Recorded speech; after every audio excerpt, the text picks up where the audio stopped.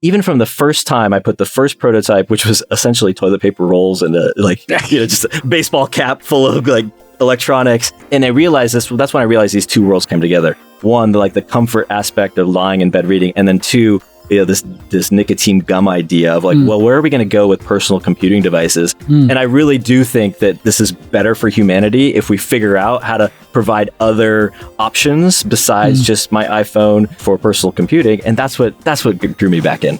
This Week in Startups is brought to you by .tech Domains has a new program called Startups.tech, where you can get your startup featured on This Week in Startups.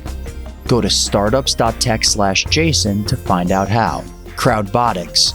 Great ideas can change the world, and Crowdbotics is the fastest way to turn those ideas into code. Get a free scoping session for your next big app idea at crowdbotics.com/twist. And Issuu is the all-in-one platform for creating and distributing beautiful digital content.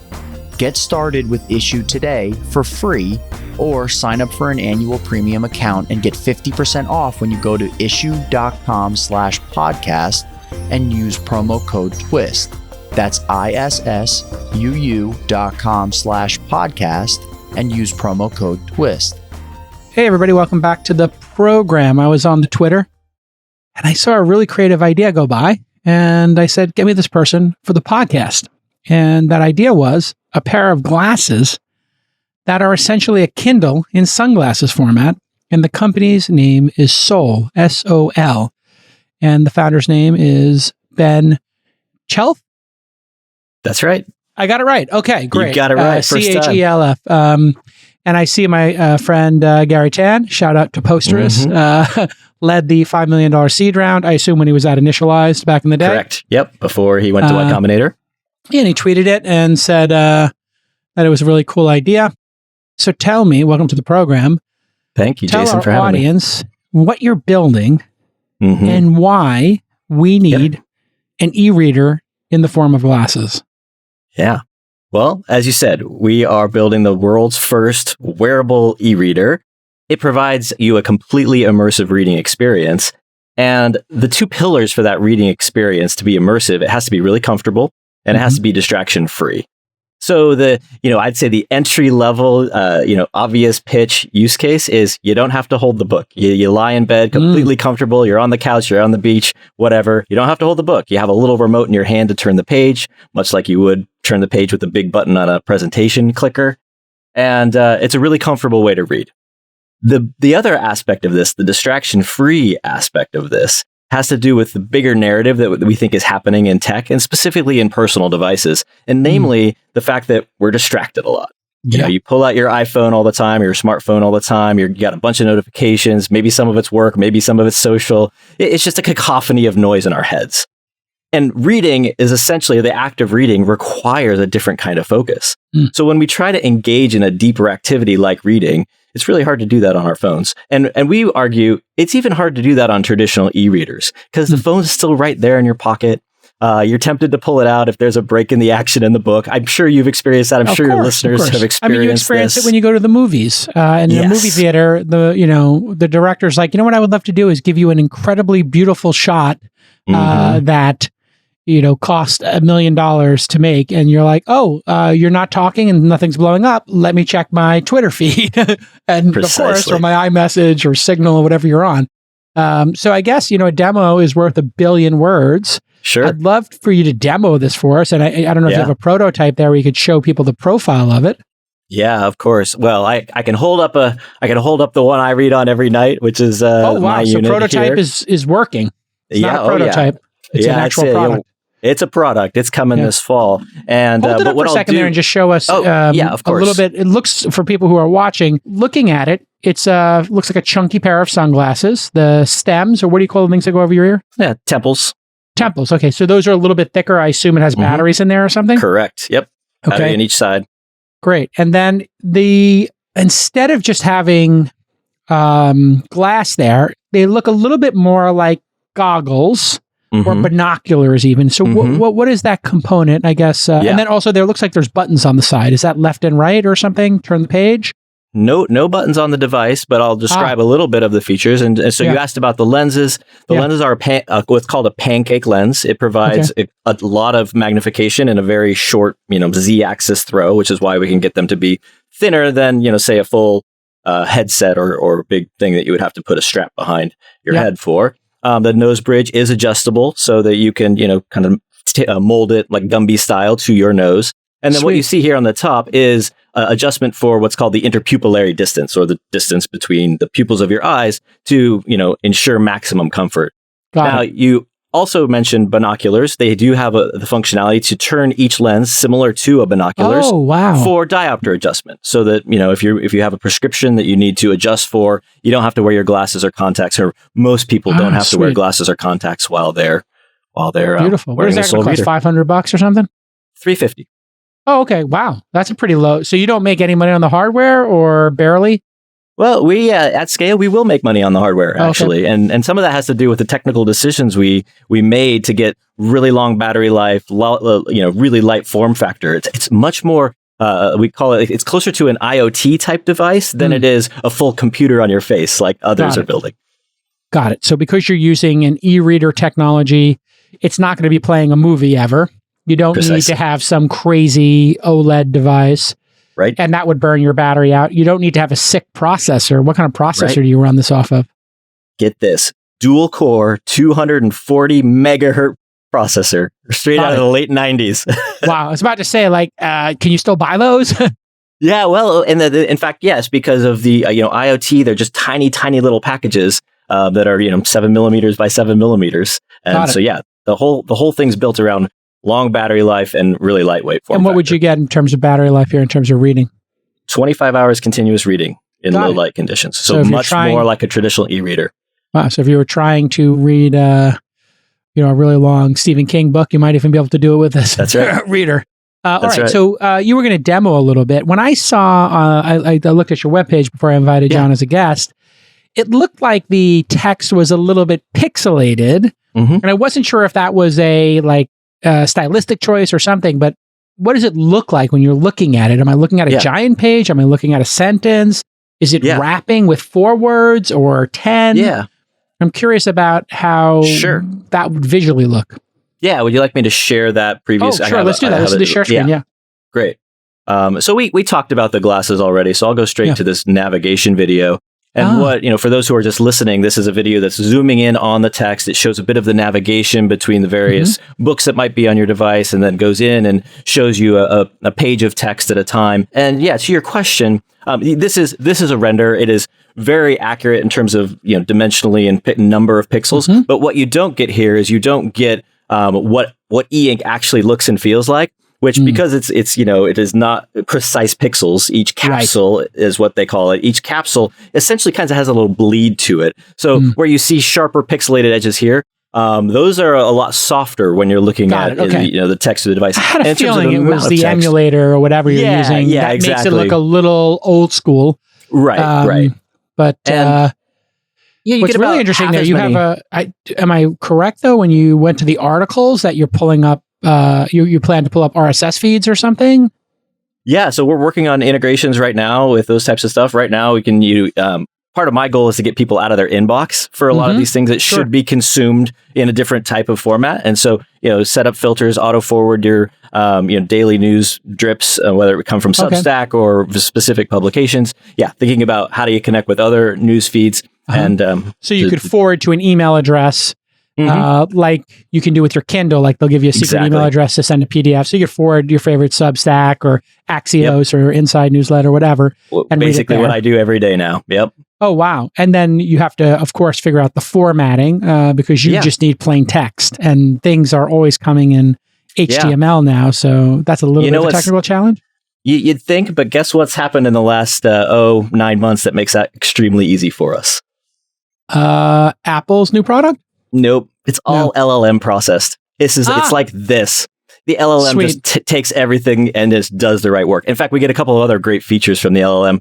For example, if you got, say, 30 minutes a day of your normal news drips, but you don't have 30 minutes, we also give you the 5-minute summary that just summarizes all of it. So you can say, hey, send me Casey Newton's, 1,000 words, but give me 100-word version of it. That's exactly. Very nice. Or like say you're a few days away from the most recent reading session in your novel and you've kind of forgot where you were. It just gives you the summary of your last reading session. It's like the LLMs are so great for a reading tech company like us because it's all text and processing. That's a killer feature, a catch me up feature. Yeah, I forgot where I was at. Give me a little summary of what I've already read. Yeah. Well, let me ask you a question about that and about just generally ebooks. So you can get ebooks that are not protected. I guess there's like EPUB or something is the file format. Is a typical, But a lot of these are owned by the Kindle and Amazon. So if I got a whole library on my Kindle and they DRM it up, I believe. So it's got all this digital rights management. I'm screwed. So you're going to have another bookstore and you have to do all these deals with all the publishers all over again to get these to my device? Yeah, we're working on the content partnerships now. Now, of course, we're, 16, 17 years into the e-reader world. So it is not as complicated as it was 20 years ago to kind of aggregate and build your own marketplace. And a lot of, Amazon has their own DRM, but then, there's an Adobe DRM that is kind of more generally used by a lot of different providers. So once you plug into that Adobe DRM system. So we're working through all those details, but we anticipate a marketplace very similar. Can't you just partner with some existing bookstore in the world and just get it all done? Yeah. Okay. Basically, so that's not announced yet. I take it you're working on that. Correct. Yeah, got it. Okay. Well, I mean, that'd be amazing if Amazon would just let you send my Kindle stuff over. Of course, that'll be up to them. Well, and they also could be sharp-elbowed about it because they could see this as competition. And I think, this is why the Justice Department, not to make this a political thing or whatever, the Justice Department is looking at big tech and saying like interoperability. And this is one of the reasons I was critical of Lena Khan, our new head over there, because she wants to stop, Facebook from buying, some, a VR app when really interoperability and forcing Facebook or forcing Apple to allow a third-party app store or forcing Amazon to allow other devices to get Kindle books, that's a much better use of her time. And I think it's like very ineffective what she's doing in terms of blocking acquisitions. I think it's like it's futile and it's like skating to where the puck has already been. So the puck's not there anymore, but well, as I'm sure you can appreciate as a startup, we're not quite to the scale of having our lobbyists angle for us in the right directions. No, but, exactly. But we'll have these conversations and, we'll hope that partnerships can emerge as it is a new category that, others haven't anticipated yet. .tech Domains is introducing a new program. It's called Startups.tech. Let me break it down for you. Imagine you're a startup building on a nice .tech domain name and you got some traction. But now you need a little kick to boost your growth. Well, I might have a solution for you. Basically, they're going to start featuring startups building with a .tech domain name every week in the .tech ad read here. So today's startup is called Cody.tech, and they're coming to us from Tel Aviv. And you can think of Cody.tech as Duolingo for learning to code. The founders had a frustrating experience while they were learning to code online. So they solved their own problem by creating a solution that helps you learn, stay engaged, and avoid burnout. The company was founded a year ago and already has about 30,000 users. You can check them out at Cody.tech. That's with 2 Ds, CODDY.TECH, the .tech domain name. Getting Cody.tech. Free promo here on This Week in Startups. Very gracious of the .tech team. So if you want to get your startup featured during an ad read for .tech domains, go to startups.tech/Jason to learn more. That's startups, plural, .tech/Jason. What a great domain name. Don't wait and go now to startups.tech/Jason today. Running a hardware startup is brutally hard. Yep. Explain to people exactly how hard it is to run one of these companies and why, and how you've mitigated against just the brutality of hardware startups. Sure. Yeah, so hardware is definitely startup on hard mode, and then some. And a lot of it has to do with one, there's obviously a business model. You have to build a physical thing. That has a certain cost to it. You don't necessarily get the same kind of margins as you would by doing enterprise SaaS, etc. So there is just some business model stuff that you have to think about and really be conscious of what is going to be my overall BOM from day one, right? And so we're thinking about materials. Yes, thank you. Thank you. The bill of materials, the total cost of every little piece and part, whether it be electronic or plastic or optics or whatnot, that goes into the final product. Yeah. And so that's one business model challenge. Then there's just the practical challenge of coordinating and examining the trade-offs between every software decision you make, every mechanical decision you make, in our case, every optical decision you make in terms of lens technology, every electrical decision you make around the different chips that you pick and the different, and everyone has a trade-off in terms of speed, performance, otherwise, and, size, battery consumption, power consumption, weight, et cetera, et cetera, et cetera. So it is a challenge. It is hard. Part of the reason I enjoy it, and this is my first hardware startup, but part of the reason I enjoy it is it's like the best min-max optimization problem ever, right? Because you have all these different challenges coming at you, and you get to sort through that. Now, in terms of how you navigate it, my CTO and I, we talk a lot about this. This is starting at this type of startup is not something you probably want a bunch of people who are right out of college to do. This is my third startup. I was an investor for a while in between there. My CTO's been at a number of startups. Our head of hardware, he's been in his career for 30 years. Our head of manufacturing has been in her career for 30 years. So you assemble a team that has just stood up, physical things many, many times. So in terms of having the relationships with the contract manufacturers who are making various aspects of the parts, figuring out, how do you go from prototype to manufacturing. I think, Elon Musk in the recent investor meeting talked about how hard or how easy it is to build a prototype, how hard it is to, actually build at scale, and then how impossible it is to build at scale profitably. Right. Yeah. And so, we rely on that expertise of our team to be able to go from the prototype phase into this, scaling phase as we're doing now. Yeah. And there's something about like whatever component is the least reliable, or the least available, the furthest behind in delivery, that defines when you ship. That's exactly right. Yeah, it's so brutal. Yep. Which is why Elon, I've had many conversations with him about it. So much of the Model Y, Model 3, he makes himself now. And so if you look at Mercedes, they were talking about their software issues, and GM's talked about this before.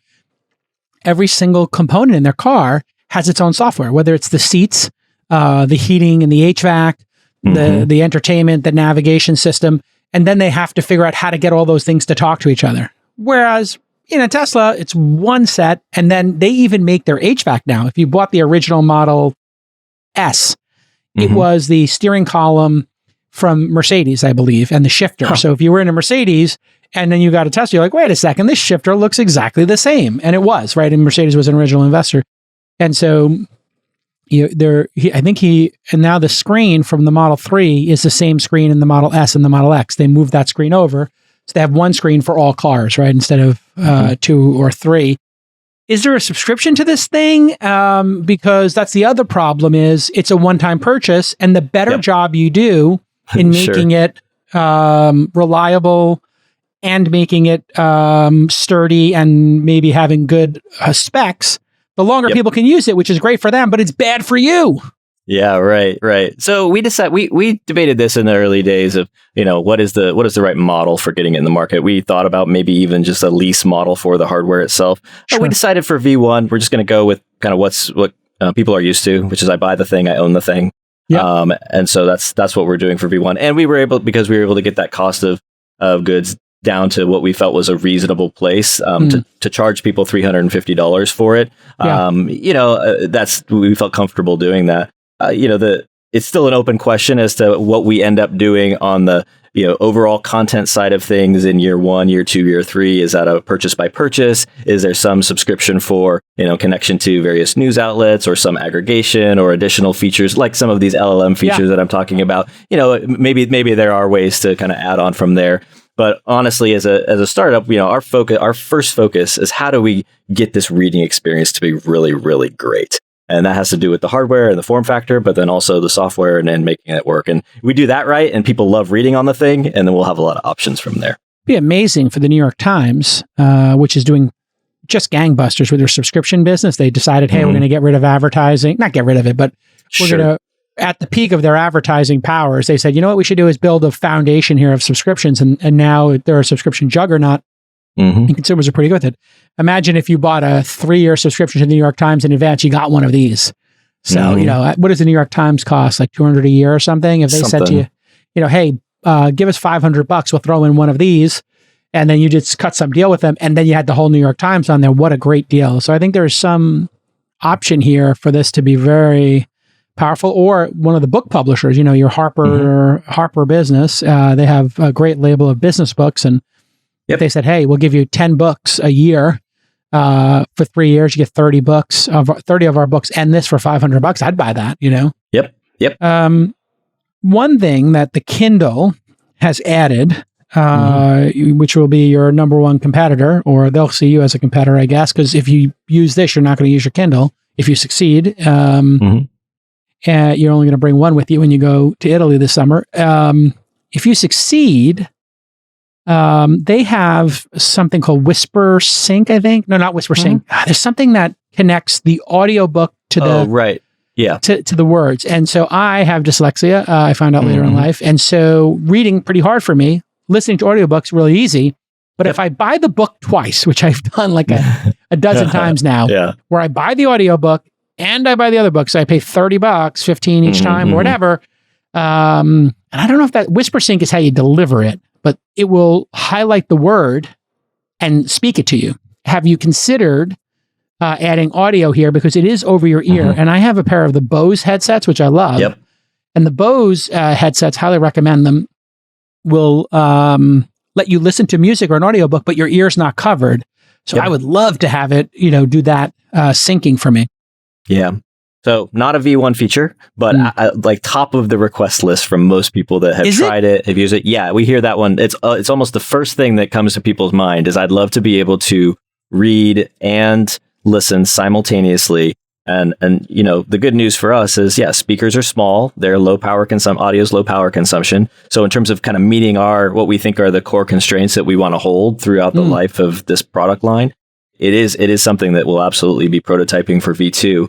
And one of the things that we're even putting in V1 is an autopilot mode where you don't even have to manually turn the page. It can essentially walk your eyes through the text line at a time. And so we anticipate that, that combined with audio in a future version would be just a ticket, right? It is called Whisper Sync. It's called Whisper Sync for voice. It's got its own, and they call that immersive reading. What I found is when you do that, you really increase your retention. Yeah. Another possibility is, hey, you put this on and you listen to This Week in Startups or All In, whatever your favorite pod is, and then it transcribes it and you see the text of what everybody's saying in front of you. That could be quite powerful too. Have you considered that?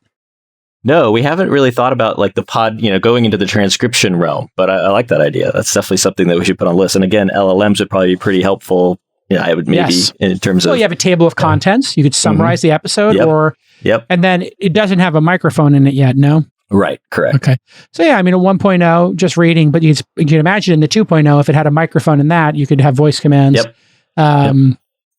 Pretty amazing. And now you're taking pre-orders for $350 right now. Yep. And there's a lot of demand. So right now we're taking wait lists. But really? When you do something like this, how big of a first batch do you do? And how does that work as a hardware startup? How do you optimize that? Do you try to order 100,000 or just 1,000 because there could be mistakes and you don't want to put a bad product out there? How do you think about that? That's right. We're being very measured in our approach. We understand there's going to be a lot of demand for this, but we want to keep a really high quality bar.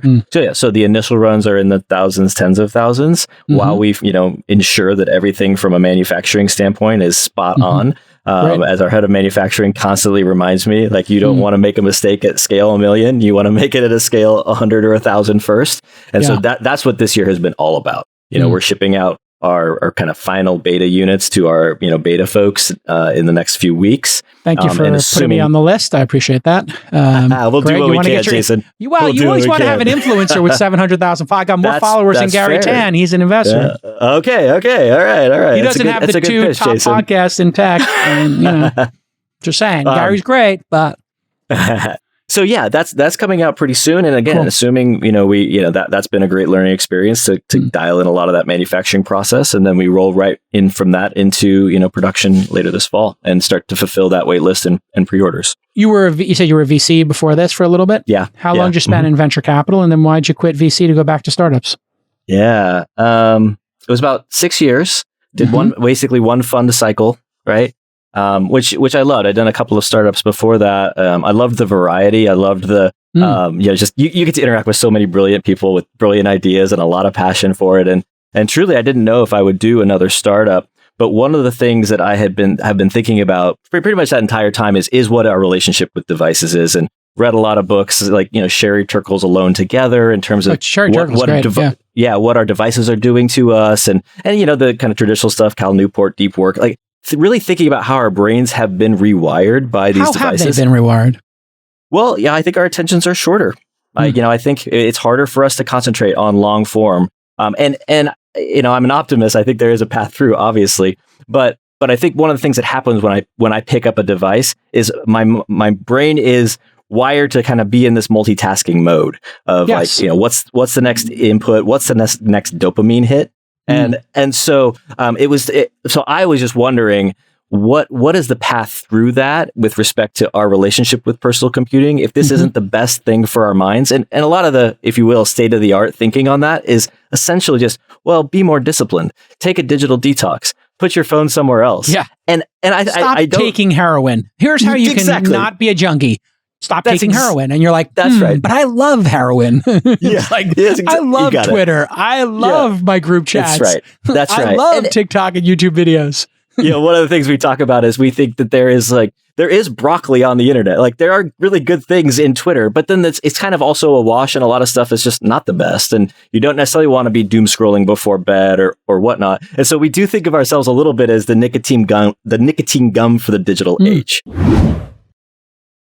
All right. We all know the one thing that separates great startups from the good ones is product velocity. What does it mean, product velocity? Fancy term, right? You got your product and you have velocity. Speed. The speed in which your product improves. So can you ship updates? Can you release new features? Can you do bug fixes? Can you iterate on the interface? Can you solve problems for your customers? And can you do it quickly? Because you're not alone. You have competitors and your customers have choices. They may solve their problems by writing their own custom code, or they might use your solution. This is what startups are about. How fast can you get that product velocity going? And so, how do you supercharge it? Everybody says, okay, yeah, we want to go faster, but you got to go faster intelligently. And Crowdbotics is going to help you do that. They're your CTO as a service. Basically, they provide you with the most optimal architecture to get your product to market as fast as possible. You'll have access to an on-demand product manager and developer talent, and they will help get your app into production 10 times faster than conventional development. Crowdbotics can work with your in-house dev team, or you can just have them work independently.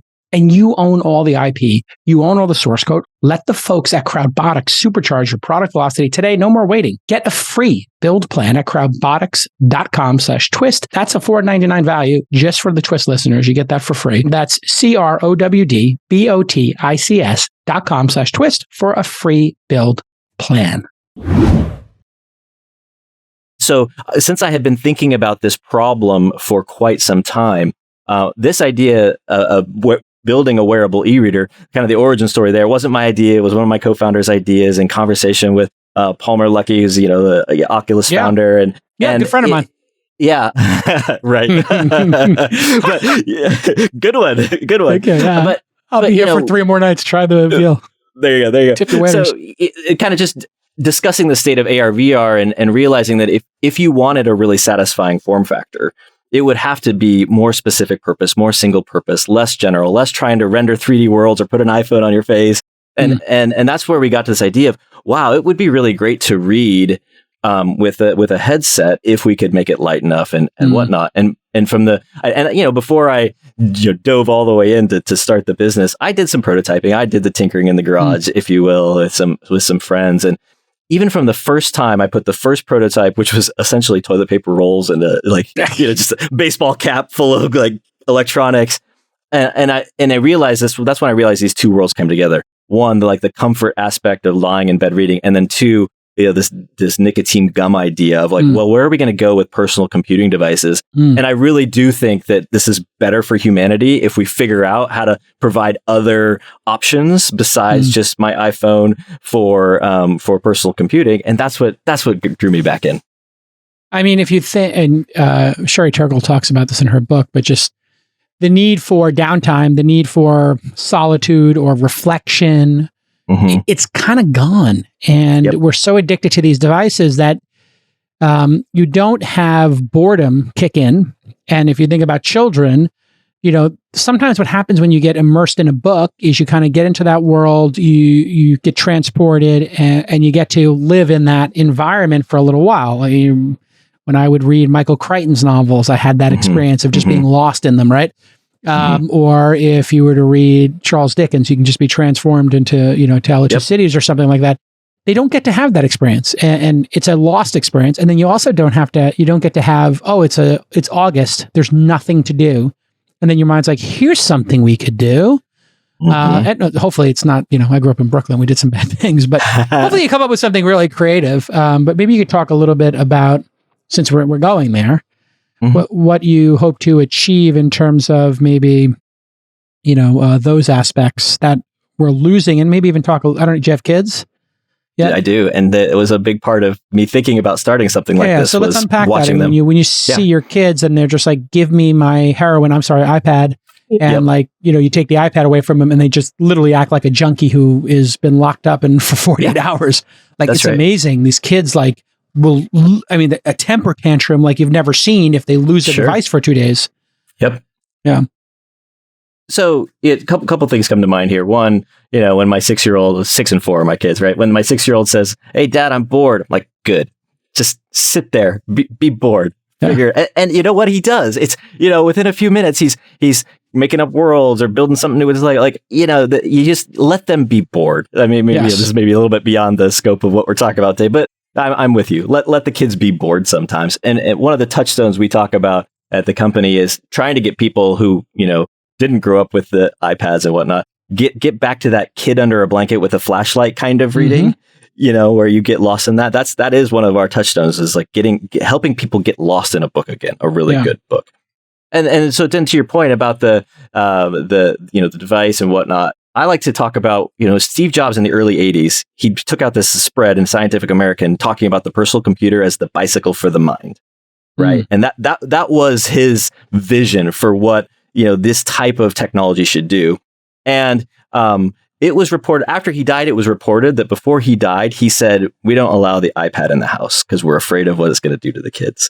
Yes. So in these 30 years, we went from this beautiful vision of what personal computing devices can do for us to, I don't want my kids to touch it. And so I do think that for me, there's, and we'll see where we go beyond just reading in the years, assuming we're successful with this, first product. But tapping back into that beautiful vision of the bicycle for the mind, or we sometimes say the Peloton for the mind in the modern era, so that people can do what's right for themselves mentally. And again, to the discipline point, you're not going to get people to give up the heroin unless you give them something else and something better. And so that's why it's a replacement strategy. It's like make a new habit with the Soul Reader. What's that? And that will get you to read more, and that'll be better for your mental health. What's the thing they give people, the little thing they can sip and drink to get them off heroin? I forgot what it's called. Oh yeah, I know what you're referring to. It'll come to us in a second. Yeah, that's right. Methadone. So yeah, methadone. It's methadone. Yeah, you give them a little methadone. That's right. That's right. And I put it on my nightstand instead of my iPhone. And for example, when I first I like that. It's on your nightstand instead of your iPhone, because if you put this on, correct me if I'm wrong, the e-ink technology that you're using, I think it's e-ink they call it. Yes, that's right. E-ink or e-paper.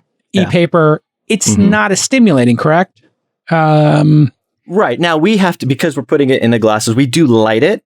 But the lighting itself is much more like what your phone is on when you put it in night mode, and it's in that very reduced blue light mode. So that's, we all get drowsy while we're reading with the device on. It is that same. Yeah, it's a very warm kind of light that is pleasing to the eyes, kind of, the right for night. And an interesting thing happened when I did that switch. I sometimes I check my screen time when I'm, feeling a little masochistic. And God, it's so embarrassing, right? It's like so shameful. But this is like, if we should force adults, and the entire family should be forced to publish their screen time in the kitchen. And like, just as a group, we have a collective number of minutes we can do as a group or something. Right. Yeah. No, I think this would be good. Yeah. But here's the interesting thing that happened to me is I was in the like 5 to 6 hour a day territory before I started reading with Soul Reader. Yeah. You know, not amazing, but not so bad. Embarrassing, but not tragic. That's right. But I'm willing to mention it on a podcast. Yeah. And that means he's really at 7 or 8, but yeah, could be. I'm at like 4 or 5 now. I'm like, just, I'm doing a little bit better than you. There you go. We're both at 10. Go. Here's what happened though. I got the iPhone off the nightstand, a little bit less, doom scrolling on Twitter, a little bit less binge watching. Yep. And I read, I would average probably reading about 30 to 60 minutes a day, and kind of depending on how interesting the novel was I was reading or the news of the day or whatnot. So you'd think, oh, okay, well, screen time must have gone down 1 hour because you were reading an hour a day, right? Yeah. Swap it out. No, screen time went down 2.5 hours a day. Oh, wow. Why's that? Why is that, you went to bed Jason? quicker.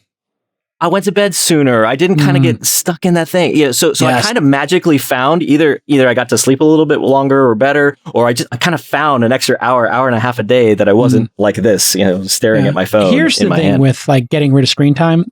I find with my kids. So when we're at the ski house and we're having ski days, I say, listen, screens happen after dinner.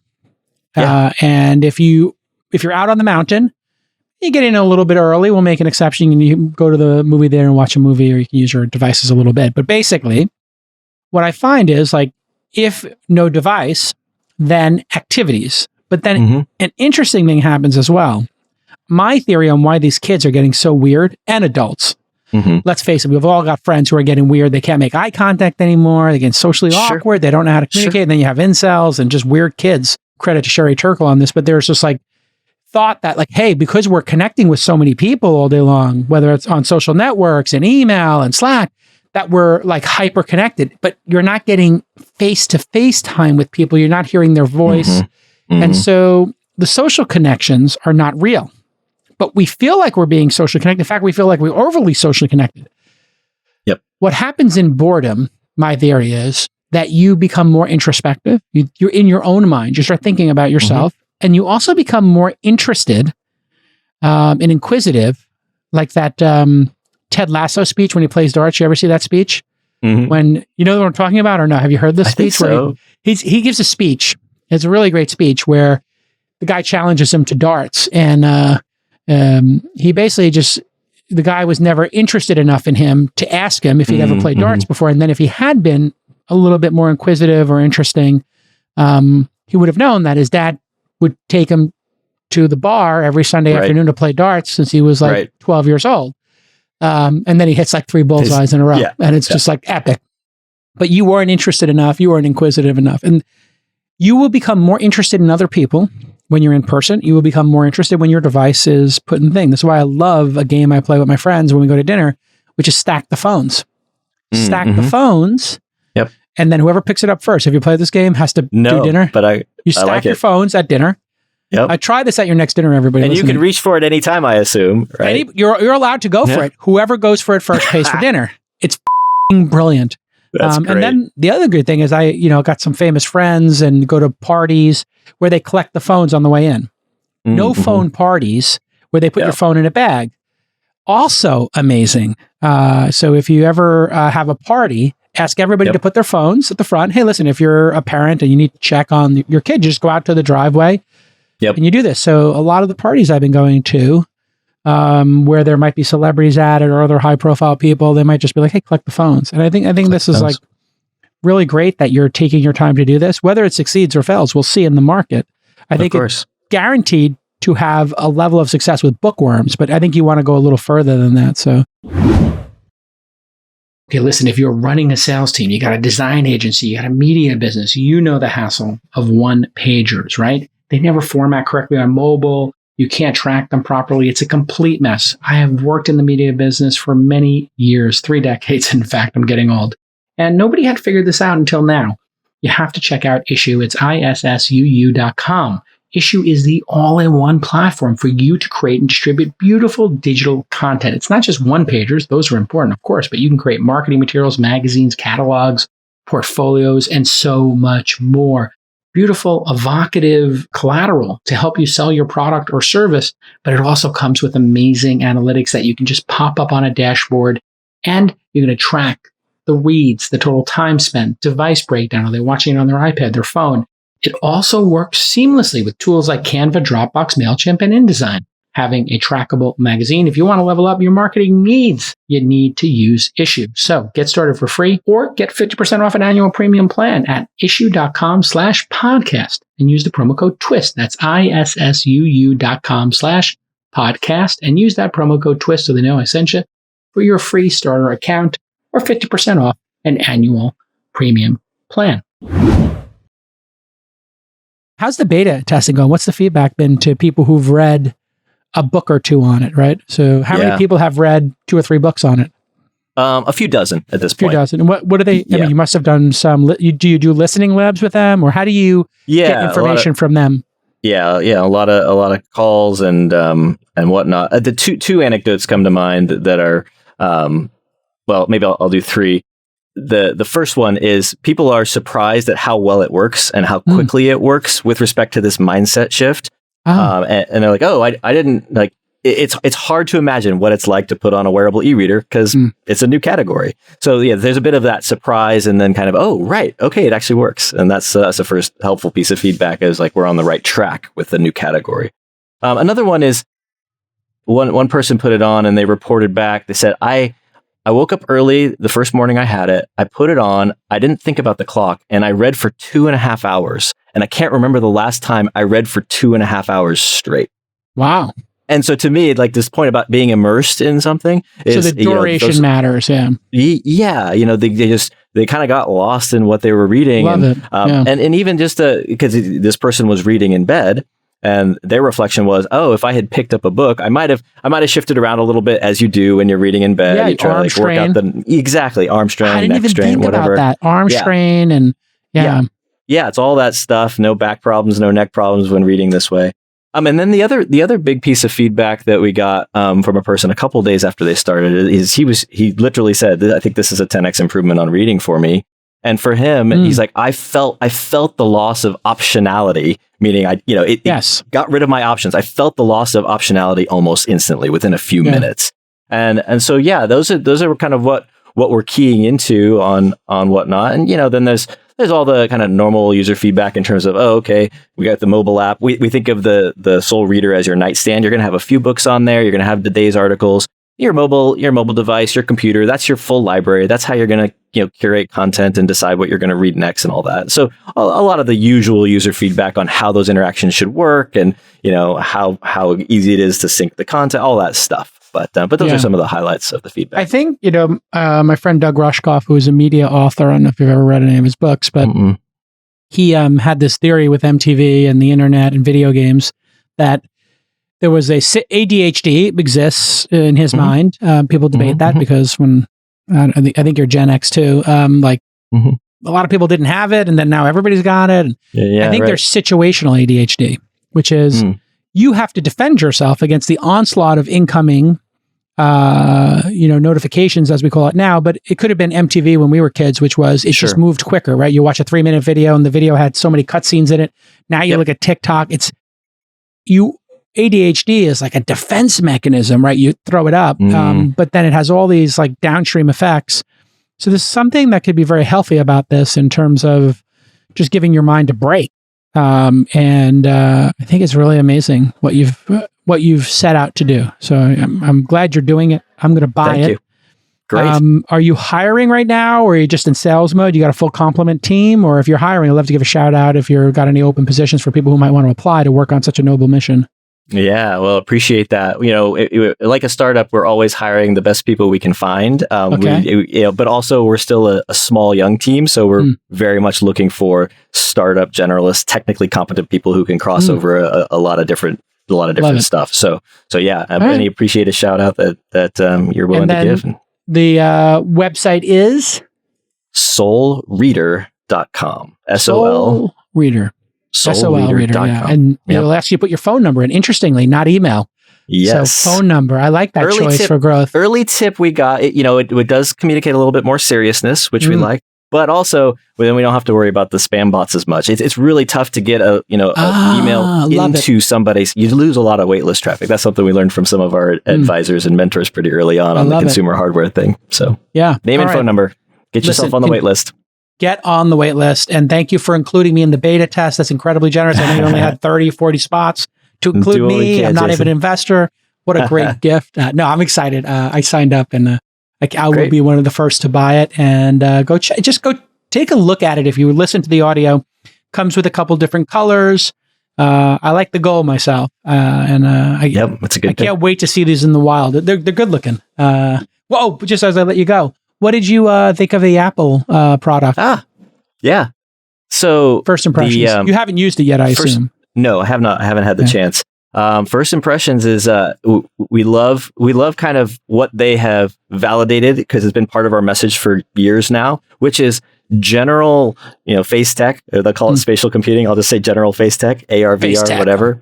General face tech. It's really hard. It's hard computationally. It's hard from a weight perspective. It's hard from a battery life perspective. Yes. And the most resourced tech company in the world in terms of who could go after this just showed us exactly what it takes. It's big goggles. It's tethered. There's an external battery pack. Yeah. By the way, it costs $3,500. Yeah. Right. Add a zero to the Soul Reader. Add a 10x, right? And yet we're still left with the question: do I want an iPhone on my face?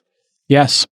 I don't know if we do. I don't. I do. I'll tell you what I want. I want to be in a hotel or in a plane or in a cafe and have my full desktop, while not feeling like somebody's going to murder me and I don't see them coming. Sure. I want to be safe, and I want to see that virtual desktop. But I think what do you think? 3 generations? You think it'll be 3 revisions, like maybe 3 cycles of 18 months before it gets down to under 1,000 or 1,000 where you can, and the battery is smaller, or you think it's longer? Boy, it's a really hard problem because, what's the hardest problem? Okay. Well, it depends on what you want. If you want the existing form factor with the tether and the battery, probably a few generations and then get that to $1,000. If you want it to look like this, and I'm holding my glasses for you listeners, if you want it to look like this, we're still really far away from that. So how many years? I think you put it at 20, 10, something between those 10 plus. 10 plus, yeah. Yeah, and so we think that like this kind of, if we constrain on the weight and the battery life first, and kind of add a lot of value there, and you mentioned it, we're going to get avid readers to like this, but we're also going after aspirational readers, everybody who at the end of the year says, next year I want to read more 10 books. Yeah, this is the perfect thing for them, and that will help us, carve our own way to this more, maybe general purpose, but focus purpose tech. This is why Amazon needs to do a deal with you, because I think you could sell this with 10 books. I think people will buy this for $700 with 10 books included, or a New York Times subscription, the bundling. Because I buy the Platinum Audible, which I think is 20 credits or 25 credits, and I spend $200 a year, and I've had it for 10 years. So I've spent $2,000 on audiobooks, and I like, because I think one audiobook, if I get one idea out of one audiobook on a business basis, it's going to be worth hundreds of thousands, maybe millions of dollars. Sure. 10 years, 200 audiobooks is $2,000. Like, are you kidding me? It's the greatest deal in the world. And that's, I think, when you pitch these, like pitching, what if you get that knowledge, that one nugget of knowledge that then as an entrepreneur, but I love your approach. So that means like gym memberships, January is going to be your big New Year's resolution. I love it. Are you a previous marketer? You seem to have a good marketer head. No, but I've been thinking about it a lot. And my first startup, I was in tech and then moved quickly over to sales and marketing because I just found a love for the storytelling aspect of building businesses. Isn't it great? Yeah. So it is great. Well, I can tell that you have the storyteller thing, because when you go to the website, it feels like an Apple product, and the way you speak about it is just like, you really understand your customer. Just the tagline on your website, just to, like rate my landing page, experience the next evolution in reading. The fact that it's an experience, and that it's an evolution, and it's only reading, right? Like this, whoever wrote this copy, somebody suffered over that sentence, I can tell, and it's probably you. And some of our great team. And some of your team. But the fact that reading could evolve is a very evocative statement that makes you say, how is it evolving? And I want the answer to that. And immediately under that, you get to click learn more. That's right. It's like a very well done. So shout out to the Soul Reader marketing team. Really well done. All right, listen, loved meeting you. I hope you sell 1 million of these things. Well done. Thank you, Jason. Really appreciate it. We hope so too. Listen, all you got to do is sell 10,000 of these and you're still in business, right? I think the mark is if you sell 10,000 of these years at $350, if you make $150 off of them, you'll be fine as a company. You'll survive. And that's, in the hardware business, surviving those first couple of years as you figure it out is the most important. So I wish you continued success, and we'll see you all next time on This Week in Startups. Bye-bye.